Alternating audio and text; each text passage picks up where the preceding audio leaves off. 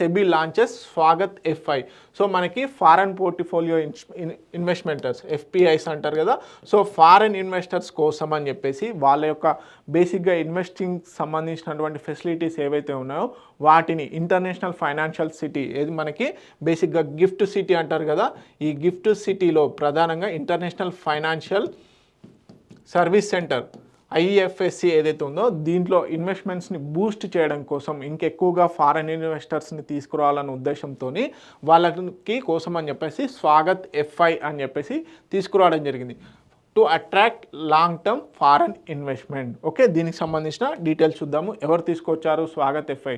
ఇటీవల కాలంలో వార్తల్లో నిలిచినటువంటి స్వాగత్ ఎఫ్ఐ ఏ ఆర్గనైజేషన్ తీసుకొచ్చిందంటే security exchange board of India, to boost the foreign investors for long term duration. Okay, so Swagat FI యొక్క అబ్రివేషన్ ఏంటి మనకి?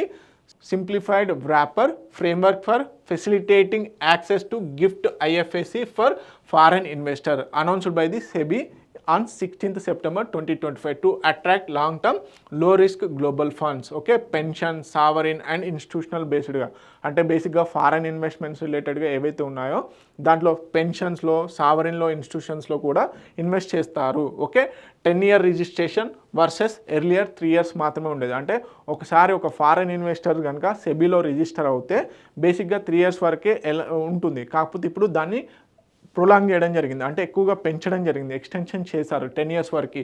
దీనివల్ల ఏంటి?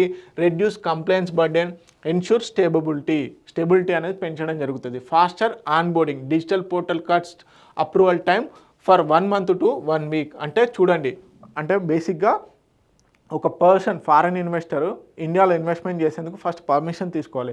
ఆ పర్మిషన్ కూడా ఎప్పుడు 3 years వరకే ఉంటుంది, ఒకసారి వస్తే 3 years వరకే ఉంటుంది. అది కాస్త 10 years చేయడం జరిగింది. ఇది స్టెబిలిటీని పెంచుతుంది.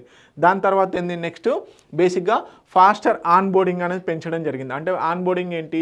బేసిక్గా ఇన్వెస్టర్గా రిజిస్టర్ అవ్వాలి కదా, ఆ రిజిస్టర్ అయ్యేందుకు అని చెప్పేసి ఒకప్పుడు 1 month టైం పీరియడ్ అని ఉండేది, అది కాస్త రిజాల్వ్ చేసేందుకు 1 week తీసుకోవడం జరుగుతుంది.